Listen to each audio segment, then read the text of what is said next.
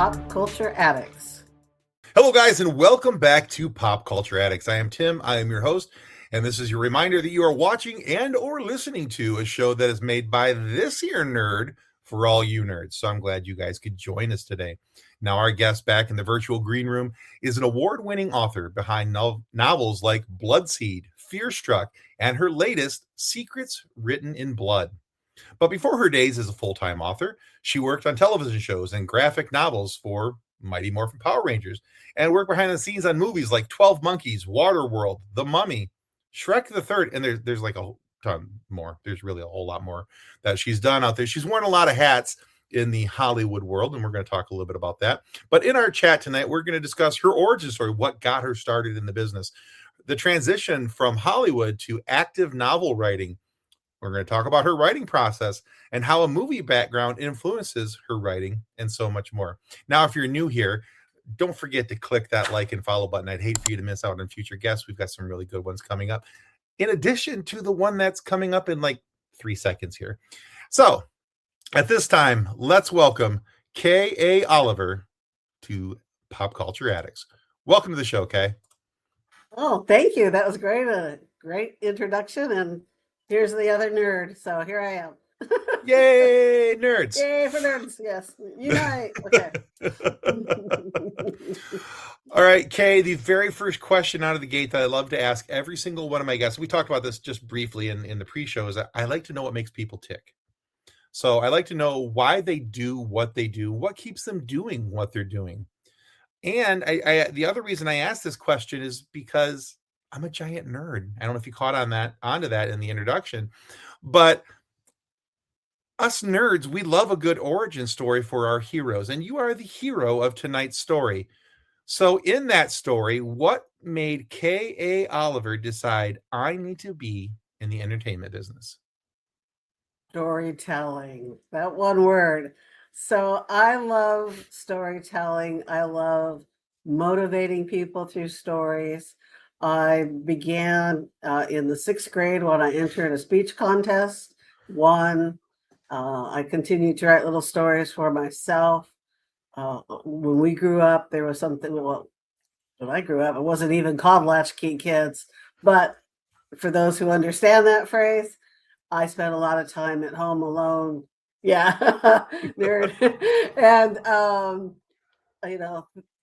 in my head, spending a lot of time in my head. So when I went to figure out what degree I wanted, radio, TV, film is where I got my degrees and my master's. And I went into work at Hollywood telling stories on a different format. I mean, technically, that's what it is.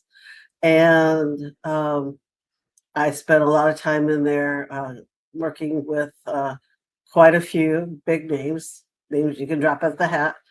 Ended up, I think one of my last gigs was, well, no, actually, it was second to last. Power Rangers was one of the last ones. Working with Steven Spielberg, Jeffrey Katzenberg at DreamWorks. SKG, very story-oriented, as you know. And I just truly, truly have a passion for it. Started writing my books, and I also do entertainment journalism. So I do spend a lot of time writing, and I just absolutely love the craft of writing, the passion for writing, the ability to put stories together. And that is why it's like a big puzzle, and I love it. Okay. That's a great answer. I think the ability to not only be able to craft the puzzle, but able to make that puzzle understandable for other people and enjoyable to follow that puzzle, to follow that maze. There's a lot of writers out there, but I don't know that all of them have that distinct ability or the appreciation of that craft. And I'm going to agree with you. There's things that I watch and or hear their bestsellers. I go, okay, so I'm pick up a book and see how they wrote this, and I'm like, no. How did this become a bestseller? And and the same thing happens in Hollywood, where everybody's talking about this acclaimed movie, and you go see the movie, and you're like, excuse me. So it happens. It's publishing. It's a publicist out there. It's people getting people word of mouth to say things that So I really love to write a story. My goal when I first started writing was to write books that you could sit down, easily read, not have to have a dictionary next to you, because some of the books I've read, when you have to stop and go, what does that word mean? And look it up, that takes me out of the story. I don't want to be taken out of the story. So Sure. I choose to write in, smaller words, if that's what you want to say. I use a quarter word instead of $1.25. And then to only find out, because I love history and I love to throw real facts into my fiction, people will be reading my books and go, wait, is that real? And then they'll put my book down and start looking up. Oh my gosh, that's a real thing. I didn't know there was a sunken city in Michigan. I didn't know, that the Pharaoh said he did this, so and I kind of laugh because okay, I shot myself in my foot, but that's okay. They love the books. So, they come back and tell me, oh, I learned so much. I learned from the story, because you bring up particular things that happen in real life. I really believe in making it look real life, and then you throw in that sprinkle of history, and I walk away going, would I have done that? And I didn't know this. And so that just, for me, is the ultimate, So if you want to really get on my good side, that's what, that the first times I heard that, I thought, oh, they're just being nice. And then I keep hearing it. So it's kind of a Nice. great thing to hear. I Yeah. like that. Okay, so now I have to ask you, because I live in Michigan. Where is Okay. this sunken city? It's on the Great Lakes. It's there right Okay. now. I'll have to email you the information. But yes, it's in my book, in my series called the Shaw Investigation Series. And I think it was in my last book. And yeah, you go in and just say, what, I research what are odd things. And it's right along the coast. Half of the city is sunken. The whole thing isn't. The Great Lakes got higher over time, and the city, which was originally built lower, like you could say, like New Orleans is built lower than the sea level kind of thing. Right. And the water just came up in half of the city. It starts with a B. I can't think of it at the top of my head right now, but it's on the Great Lakes above Detroit, I believe. So Okay, so it's on yeah, the Huron side. Okay. yeah. Interesting. I'll have to look that up, because I'm so very curious. I love finding out little things like that about Michigan that I didn't know about. See, I mean, I've only lived here my whole life. Why would I know well, all the things? it was also a big prohibition because of the lakes. A lot of Yes. ships. There's a sunken run runner up in the lakes. You might know that. Hmm. So Yeah, that's I did part know of the that. story. Yeah, so And that's I part know of the that, story. The tunnels yeah. too. So Oh yeah, Detroit is filled with prohibition history, with oh all the yeah, things that they were doing with the speakeasies and getting liquor, how they were running liquor through Detroit, because of having the Great Lakes, and then going up the St. Clair River, and a lot of different things. There's houses that Al Capone used to own in Detroit, and exactly, and some other exactly. stuff. There's a lot of But cool most of history in Detroit. but a lot of people don't associate that, right? A lot of people don't think Detroit. They go Motown, or they think, Right. right. So Or and it's cars, like, yeah. no, exactly. Motors. Um, Either way you want to look at Motown the music, or Motown the cars, where it got its name exactly. from. Right. Yeah. So, but definitely, and That's that I bring that that's forward cool. in one of my books. Yeah. I dig that. I love it when the authors work in real things to work in with history. It kind of gives it, like, in my mind, and I'm only bringing this up because I'm a massive fan of his. It feels like an Indiana Jones moment, where there's a real history thing here, but we've woven this great story around it, so that it has a depth of feel to it. And we look at a Yes. lot of things that happen in the Indiana Jones universe. There's some air of truth to what's going on, but obviously it's fictionalized for enjoyment. So that's cool when authors like yourself can do that and work this historical facts in. So I like that. Okay. Well, let's talk about your latest book, of course, that is Secrets Written in Blood. I was hoping that you'd take a moment just to explain to my listeners and viewers about your book. And I know that this is part of an installment, the Shaw Mysteries, or Shaw Investigations, excuse me. And I was hoping that you just kind of give them an idea of what they can look forward to with this new book. With this new book, so if you follow along, it starts when Carrie finds a 1909 confession letter. That's how the whole series starts. from a serial killer. It's a confession letter from a serial killer. Nobody knew was a serial killer. Didn't know this guy was doing this.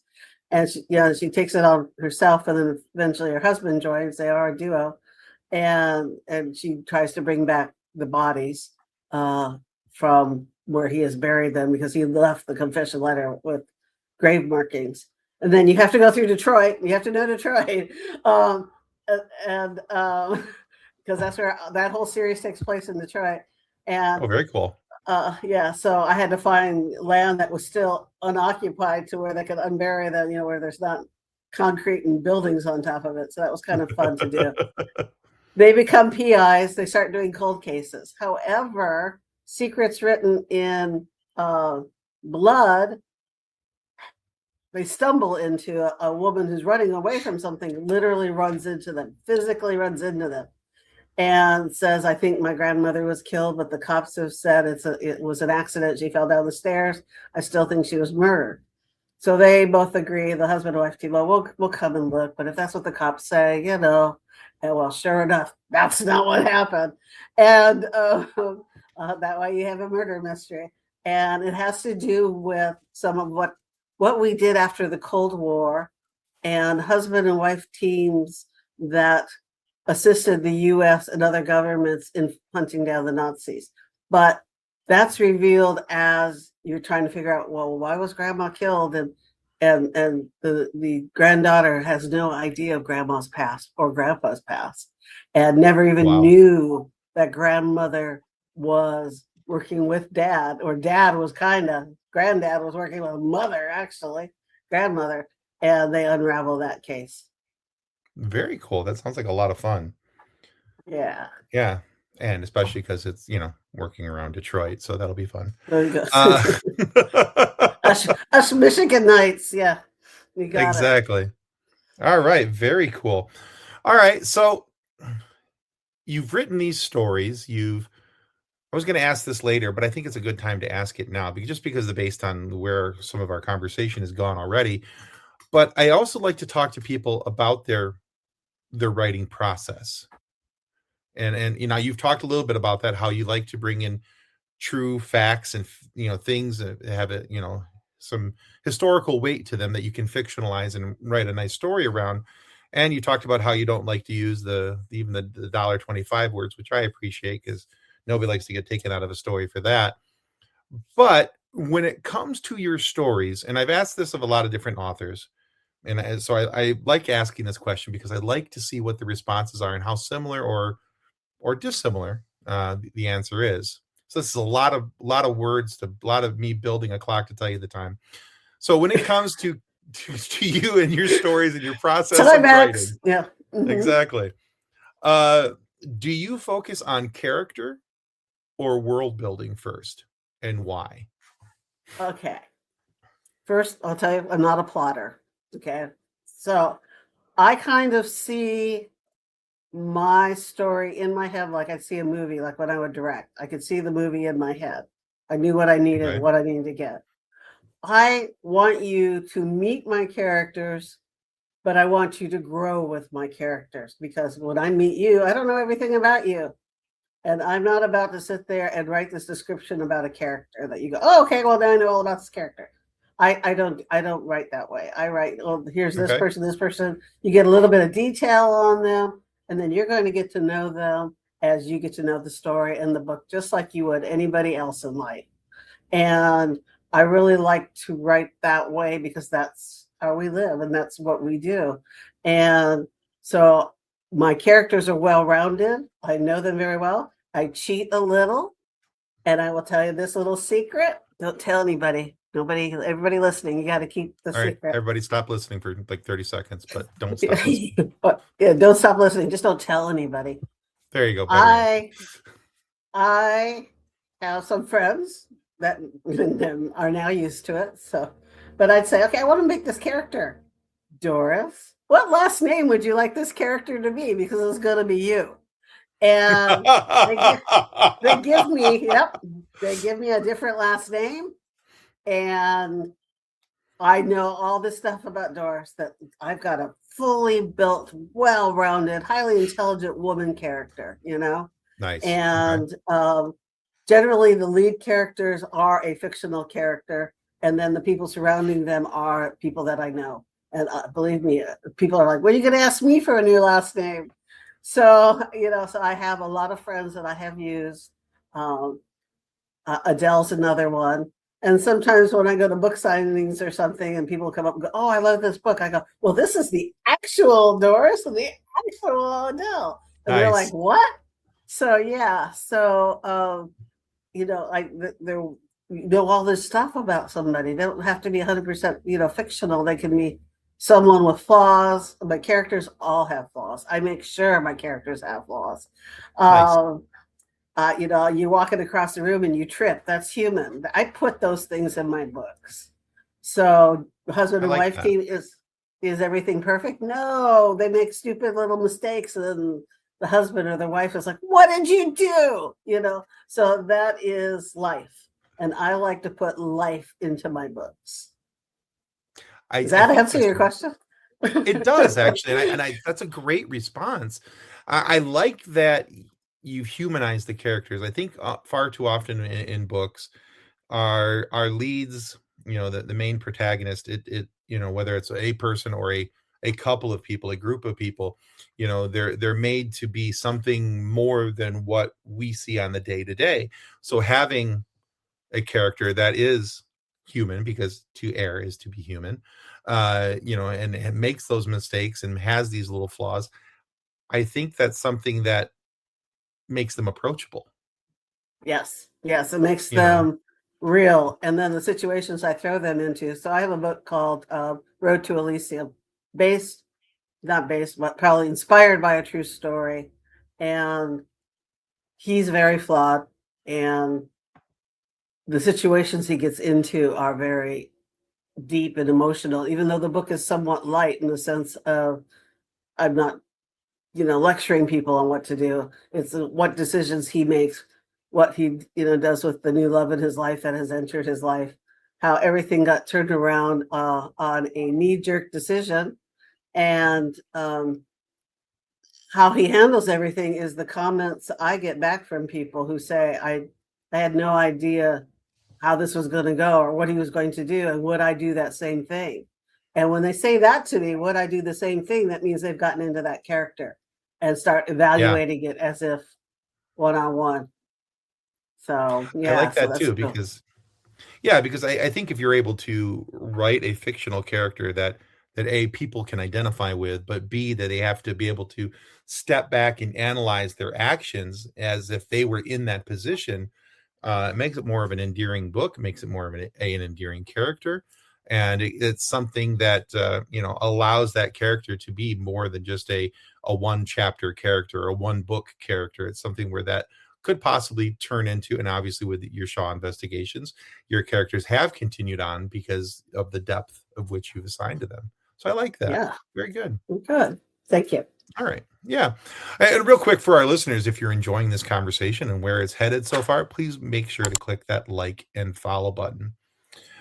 All right, Kay, let's keep talking about your writing and your style of writing. Now, a lot of that comes from having a background in Hollywood, I'm assuming. You talked about your growing up always being around stories and loving storytelling and everything else. But you transitioned from behind the camera roles in Hollywood to being a full-time author sometime around the time of the year that wasn't in 2020, um, from what I understand. But what how does that era of your life, that working in Hollywood inform your writing choices for both your characters and maybe even your story progression? So when I worked in Hollywood, especially when I worked at DreamWorks, I had what we call a first and last. And for those who don't know it, when you write a script, you are bound to the studio to show it to them first. If they pass on it, you can shop it out. If someone wants to make a deal with you, they get to see it. Your original studio gets to see it last to see if well, maybe we will pick that up, right? I got a number of this was 10 years ago, 15 years ago. your scripts are great, the story's great, but lead female characters do not sell well. They're not marketable. Realize the timing in that, right? So, and then I always hear back from people, especially men, unfortunately. Well, they'll just go out and make it yourself. The problem with that is women weren't paid the same in Hollywood. So women were getting the multi-million dollar contracts to make their own studios like men to be able to make these films, which they're just kind of starting to do, right? They're battling for equal pay, and when you get equal pay, you can do equal things. So with that comment or those kind of comments to me, I thought, no, women are very marketable. You need to write women who don't run away from something, trip, fall, and scream, because that's not what we do. And that's what you have in the movies. So let's write stories about highly intelligent women, women who kick butt, who fight back, who stand on their own, who've made their own way, which, Love it. Those are the women I know. And so my first book, Disturbed Tombs, which is the Callie Worthy series, won 4 awards. My first book out of the gate, and it made Fiction Author of the Year in with one association. It made, I'm sorry, Book of the Year out of one of the associations I'm with, and I was like, okay, I think I just proved my point, because she's a strong archaeologist who makes a startling discovery about humans, the spirit, and are we disturbing their peace when we dig up every mummy we find while we leave our graveyards? And that was the question I started with. Why we leave our graveyard sacred? You can't touch that. But okay, we found 30 mummies. We will dig up 30 mummies. So yes, it's another country, but are we disturbing them? Because we consider people here disturbed if we dig them up, right? And so that is where the crux of that book started from. My own question that I wanted to answer in my way without getting religious. So, but that one right out of the gate won 4 awards, and every book of that series thereafter has won top fictional book categories. So tell me it's not marketable. Yeah, exactly. So yes. Okay, so when you're writing, do you think, like, how would this book transition from this to a screenplay? Nope. That's a great answer, and I'm glad you said no, because I like to think that, I mean, although there can be a crossover between the two worlds, it's nice to have that little separation of church and state, that this is a book and it's designed to be a book, and this is a movie that's designed to be a movie. And yes, a book can be brought over into a movie, and you can write books off of a movie, but it's nice to have that separation. And if they eventually were to weave into the same lane, that's fine, but at least it has that nice block to start from. So I will tell you that some people have asked me for the script to Road to Elysium, and that's fine. I've worked in Hollywood. Yeah, if you want a script, look at it. You like 4 different production companies have asked for the script. There is such a huge transition from writing a screenplay, which is formatted really, painfully formatting, which I don't like to do, because I like to have the word flow as I write. But in a movie, you're going to see what's behind me. You're going to see that I picked up a glass. I don't have to tell you that I'm drinking water. You're going to see all this stuff. And so that's one way of writing, right? You write in the things you want people to think. If you want a character who's strategic, they've got a chessboard in their office. If I see one more chessboard, I'm going to scream. They put a chessboard in their office. They have new modern technology. If they're a person with a gut feeling and that's how they live their life, they don't have a computer. They've got books. They're at a wooden desk. All those little things we pick up subconsciously in a film that you don't include. You're not really writing it out per se in the script. And in a book, you get to fill that in. You get to leave it a little vague so that your reader can fill it in on their own. You talk a little differently. And the books, why books don't translate to film so well, and why male writers have a hard time making good female characters is because in the book you get the chance to understand what they're thinking. You can't do that in a film, or you Sure. have to really be careful to make sure that's what you're doing. And I was watching a show the other day that one of my well-known Hollywood A-list actors said, you need to watch this. And I got 30 minutes in and I stopped the film. I went on IMDb Pro. Sure enough, it was all male writers and they had 3 or 4 female leads. And I said, yep, they did not include a woman writer. And I could tell just by the way they had made the characters.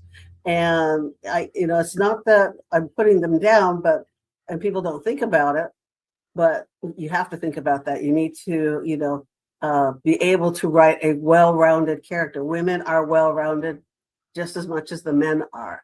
And you can do that in a book. You can do that in a book that, and that's why a lot of times they don't translate well, because they don't know how to handle the female character if you've got a full male staff and things get cut out. And so I find that very differently, even though I see it in my head as kind of a film as I'm writing, but I'm not writing it for a film because that's completely different. If you're writing it for a film, then people are going to go, oh, this sounds like a film. And I don't want to do that. So I want to write it for human nature and the honesty and the truth that I want to present. Perfect. Love that. Yeah, what I will say about the male writer for the female character is I've been with my wife for 30 years, and there's no way I'm writing a character based off her, because I'm pretty sure I'm going to get even the finest details wrong. And I know this woman, Right. I understand. We've raised 3 kids together. We've been together for 30 years. I get it. But yeah, there's no way I'm writing a character about something that I don't understand. So, and the Road to Elysium, my Road to Elysium book was a male character to begin with, as opposed to a female character. And I searched out a male editor because I said, I want to make sure I've written the male character correctly. And he was like, yeah, you nailed it. But yeah, that might be my Hollywood training, but yeah. No, that's good. I'm glad that you look for that in your writing to make sure that sometimes it's, and these are the things that I think a lot of people overlook. It's those little things that really do add up, and they start stacking up on top of each other and meaning more and more when you're getting into a book series, especially where you're seeing that character continue on. You want to make sure that it's written well. Yes. Okay. Yes. So we're talking here about your transition from behind the camera to your behind the scenes roles to being an author. So you talked about the differences between men and writing for men and women characters, male and female characters. But what were some personal challenges that you had during this shift in time and this shift in career that affected your progression that you had to overcome? What do you think your single biggest challenge was? Editing. So yeah, it was editing. I don't like going back and rereading work. I started in news in front of the camera in Hollywood, a little bit of news writing, and then in front of the camera for a brief time. And you learn how to read teleprompters back then were not computerized. So if there were typos, you learned to read over the typos, right? And tonight in the news, that spelled wrong, you know how to read it. So I couldn't, edit because I'm just like, I know what it's supposed to say. So I just read it the way it was supposed to be. So finding a really good editor, and I had a few, bless their hearts, too many typos when the books went out after they edited it. And I'd get comments back like, you should have spent money on an editor, but I did. So, so trying to find the right editor to learn about that, find someone who loves those kind of stories, who's going to get into it, is a challenge. It is. And I was not aware of that because, video editing, I know what to video edit. I know how to do all that. Oh, editing a book. So that was a challenge to get over. I found a fantastic editor who loves the kind of stories that I write. And that helps a lot. But that's one of the many. I offer a blog because you also have to get the questions out of your head. Like, why am I writing this? Who's going to want to read it? Those kind of things, especially on your first books. And so you have to overcome that too to continue to write, and that's a big challenge for most people. Yeah, I believe that. I think, a lot of people identify that as imposter syndrome. Am I qualified to Yes. do this? Can I do this? Do I have the right to do this?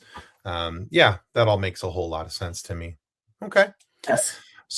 All right. So when you've gotten done, you've written this book, it's off to the editor, you're taking that deep breath.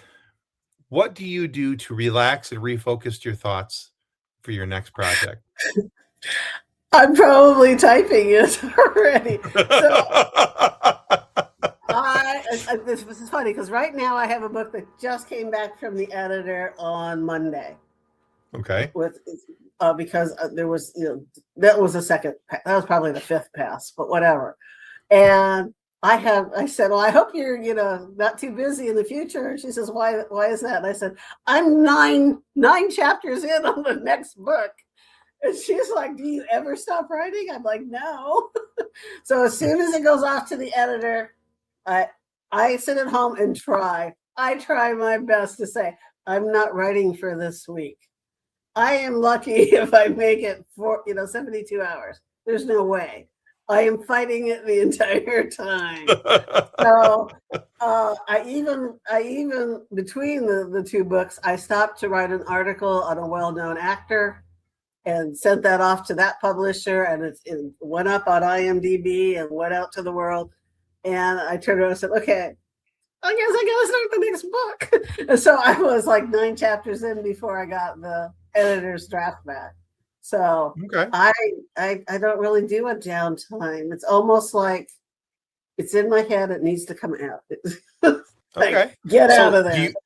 So in your case, do you find writing to be therapeutic, to just be, is it relaxing for you that this is how I de-stress? All this stuff is going on in the world, but I'm going to sit here and do my writing, and that helps me relax? Absolutely. Absolutely. In fact, sometimes I can get so into a scene that I'm writing. I remember the last book in the Callie Worthy series that I just published not too long ago.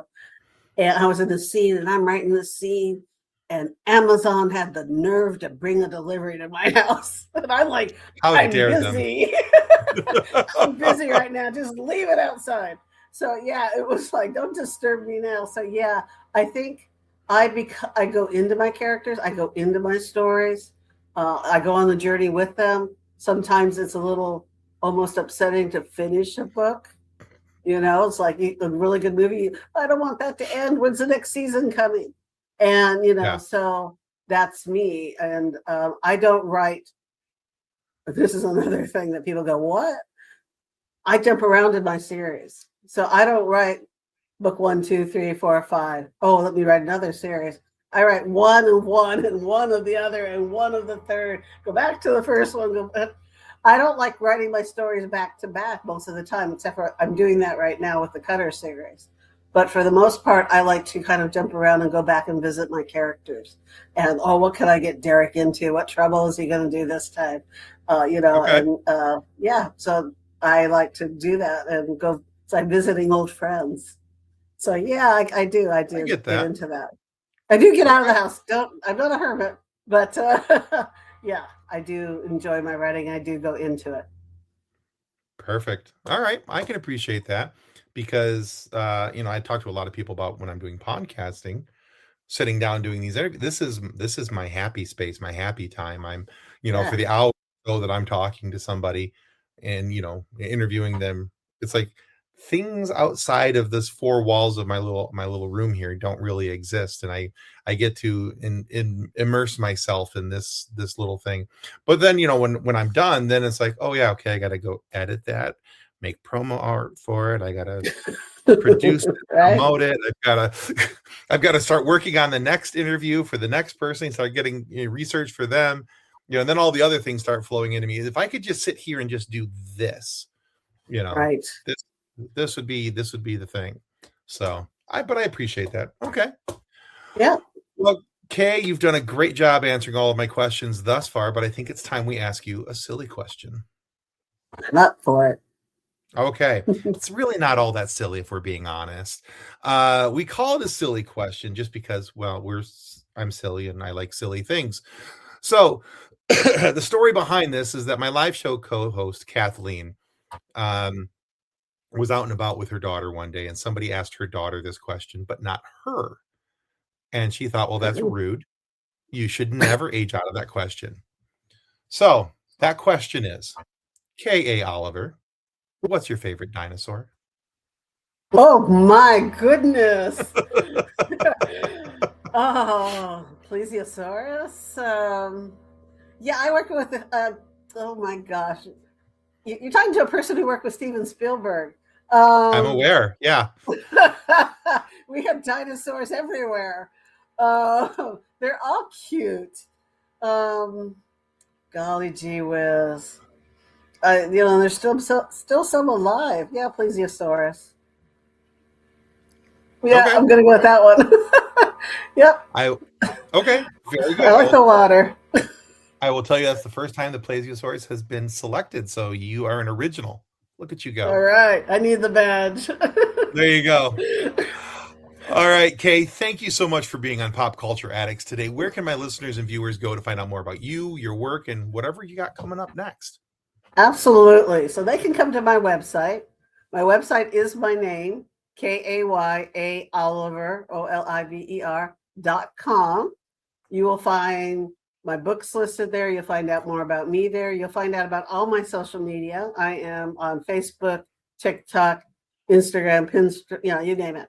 And I am on it. And those links are right there in my website. Plus, I offer free writing tips for anybody who I'd like to encourage you to write. People that start out from Mount Everest and they're at the base and they're going to go up, 66% make it. People who start a book, 1% make it. And I want to get those odds up. So my blog is absolutely free. You don't have to give me your email address or anything. You can just go there, and that's kaoliver.com/blog. And you can see any writing tips on all the different topics, building characters, when to end the story, how to make twists and turns. You have to keep your readers trusted. You can't all of a sudden at the end of the book come up with something you've never mentioned. You lose your readers' trust. They're not going to pick up another book. So I touch base on all those type of topics, and it's free to anybody who wants to be a writer or is trying to be a writer. And once you start writing, you are a writer. The difference is published writer versus writer. So when you start writing, you are a writer. Start calling yourself a writer right down there. Imposter syndrome? No, you're a writer. If you started writing, you're writing. You may not have gotten it out published yet, but please. I learned that from being a cancer survivor, that when you get diagnosed with cancer, you start calling yourself a survivor from day one. So I say the same thing about writing. Great novels are made in the edit stage. They are never made in the first draft. Okay. Very good. Yeah, I'll make sure that I put links to your website and your blog down in the show notes down below. That way people can get to you a little easier. And we'll put a link also for your social media section on your website. We'll put that all down in the show notes down below. Make it real easy for people to be able to track you down and find you out there and on the interwebs. All right. Well, guys, thank you so much for watching and or listening. Be sure to follow Kay on all of their socials. And please, if you've enjoyed what you've heard today, click that like and follow button if you haven't already. And if you are a pop culture addict like me, please consider leaving a review on your favorite podcast listening platform, or just comment here on YouTube what you liked about this interview. Or me. What do you like about me? Anyway, but yeah, okay. Either way, but yeah, that helps us out a ton. So, guys, on behalf of K.A. Oliver, thank you for watching and or listening. And until next time, may the force be with you as you continue to live long and prosper. Goodbye. Reference to any specific product or entity mentioned on this podcast does not constitute an endorsement or recommendation by Pop Culture Addicts. The views expressed by guests are their own, and their appearance on the program does not imply an endorsement of them or any entity they represent. If you have questions about this disclaimer, please contact us via email at info at pcapod.com.